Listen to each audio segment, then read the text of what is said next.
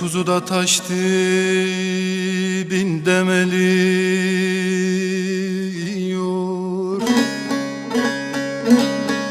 firgatı da dağ taşı deliyor.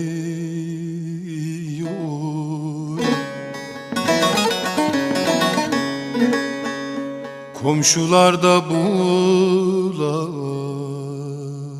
bulamamış geliyor.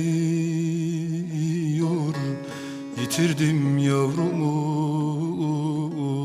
sel kenarında.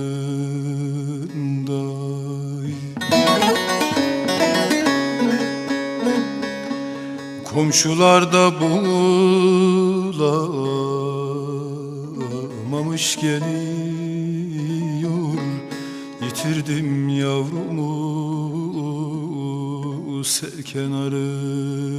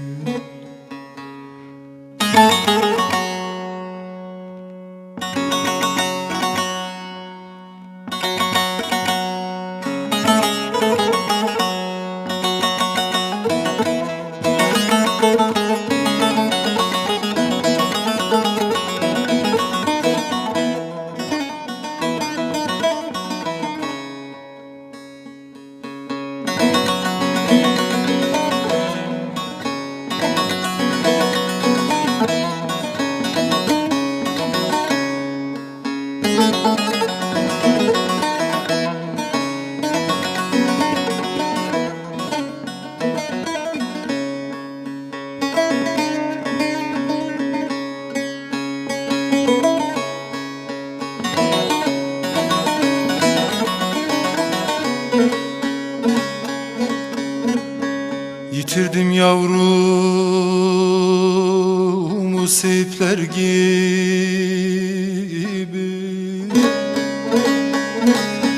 ağladım ardından geyikler gibi.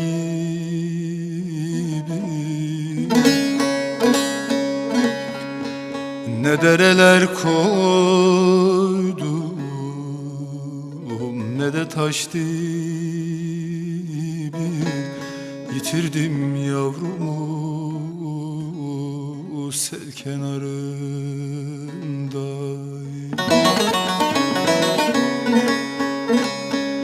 Ne dereler koydum ne de taş dibi.